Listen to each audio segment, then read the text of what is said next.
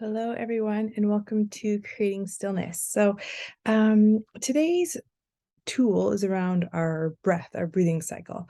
So, in any modality, anything that I have studied, breath work comes into it, whether it was Reiki or yoga or body talk.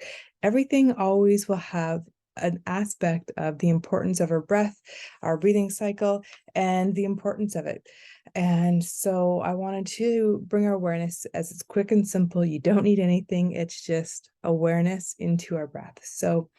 I want to just talk a little bit about some of the things I've learned about our breathing. So every time we breathe, that's our brain's ability to scan the body. So every time we inhale, that's the brain's ability to scan all the lighter, faster vibrations in the body, like our thoughts, our emotions, our beliefs. Every time we exhale, the brain scans all of the slower vibrations, like our bones, muscles, tissues. And as we breathe and the brain scans, then it's aware. It's aware as to what needs to shift, change, balance, communicate with.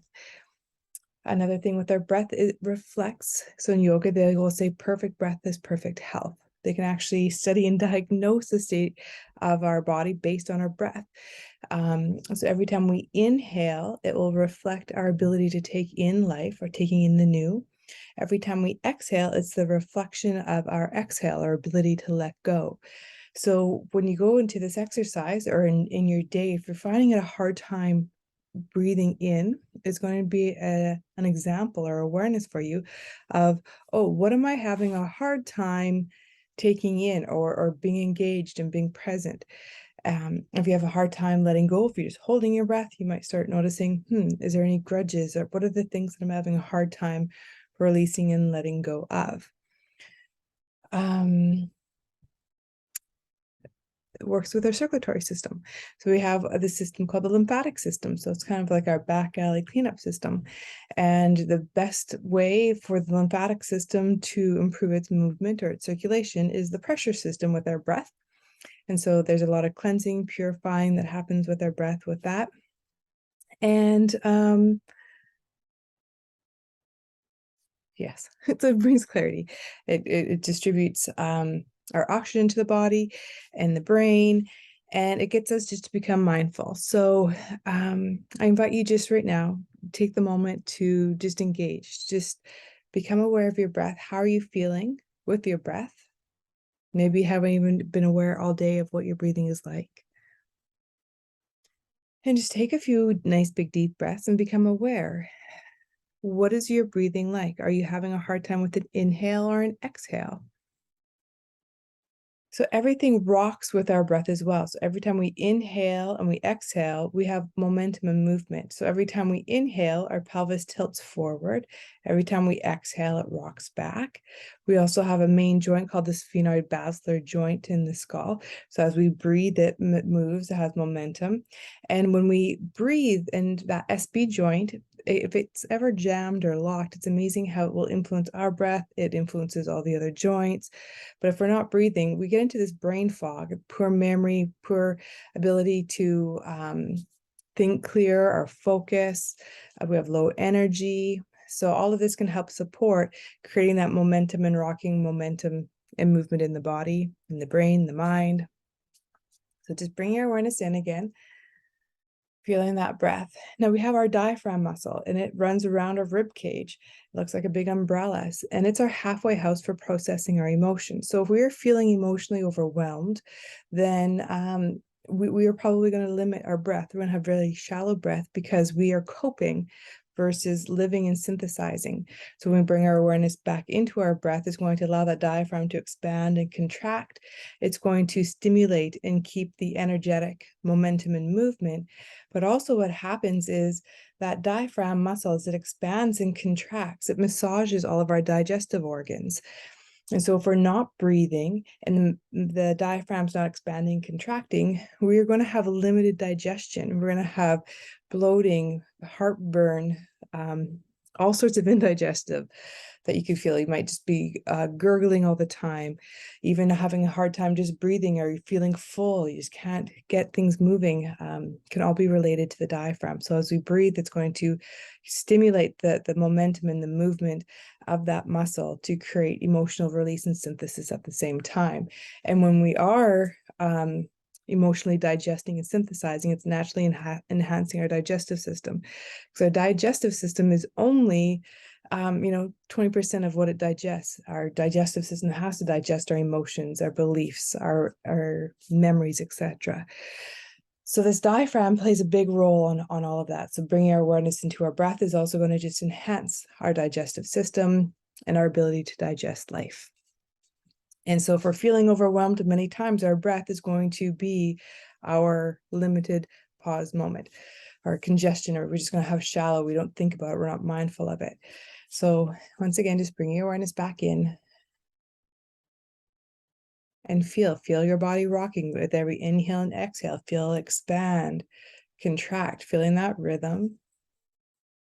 With every inhale, breathing in this new intention of clarity, rhythm, relaxation, stillness. And every time you exhale, let it go. Let go of the thoughts, the worry, the chatter, whatever is on your mind today. Feel that let go.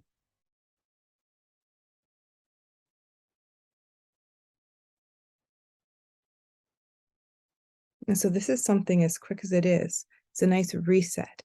So that was our first topic I want to talk about, was our breathing. So that's something to integrate at any time. So another technique, it's called switching. It's a body talk technique. And so it works with our stress thresholds. So when we all have stress thresholds. So if our stress threshold is low and we get triggered, then we will call switching. We switch into a reactionary pattern where then we aren't able to respond. We're into overreaction of life, of things. And so our goal with this technique is to hit reset so we can begin to respond. And so it's quite simple. If you go about 1.5 inches from the collarbone on each side and slide your hands down about 1.5 inches too. Everyone's going to be a little bit different, but you're going to feel little hollow grooves in these 2 points. Many times, if we are prone to switching, or if we have high stress levels, or we're having a hard time handling and managing life, our stress is just overreactive, we're in fight and flight, these points can be quite tender. So just gently find them and stimulate them. Then you can take your fingers and just apply a slight little pressure over your eyes. We have 6 muscles that hold our eyes in place. And so these muscles actually store our stress patterns. So when we apply a little bit of pressure onto it, it gets those muscles start fessing up. Where in the body are we storing our muscle patterns? Then we'll get you just do a simple tap.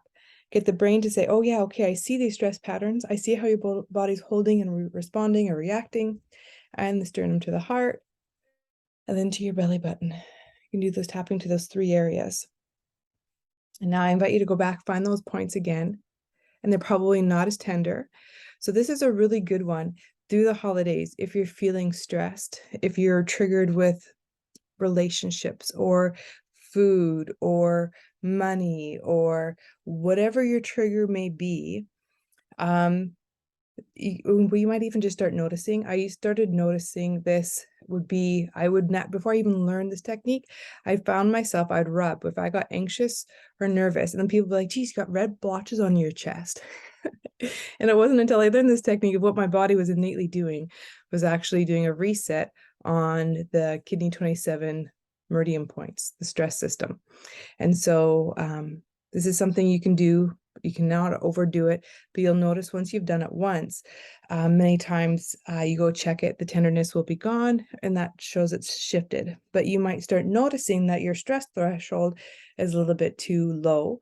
Or what can happen is your stress threshold's too high, where those are like the workaholics, where you work all day, you don't drink, you're not eating, you're not nurturing, you're not taking yourself, you're not taking care of yourself. You're in overdrive. And so what this will start doing is normalizing your stress threshold. So you'll have an urge, oh, I'm hungry, oh, I'm thirsty, I haven't had a bathroom break. And then you actually become more responsive to the body and its needs versus in that coping stress threshold of overreaction. So our goal is just to normalize our threshold so our body can ebb and flow and have more of a neutral maintenance within the nervous system. So those are two simple techniques you can do. First one is really simple, easy. Tune into your breathing cycle. Allow that breath to guide you to a place of stillness, but also become aware. Am I having a hard time breathing in, out? Is there heavy resistance within the diaphragm? And just have that awareness as you breathe. The second tool was our switching technique, working with our stress threshold, our stress points, the kidney 27, over the eyes, and do a little bit of tapping. Even if you were to put pressure onto these points, the intent would actually help shift it as well. So worst case scenario, you don't remember the rest of it, rub these two tender points and you'll notice a shift and change. So may these two techniques support you in creating some stillness within the holidays. And until tomorrow, take care, everybody. Bye.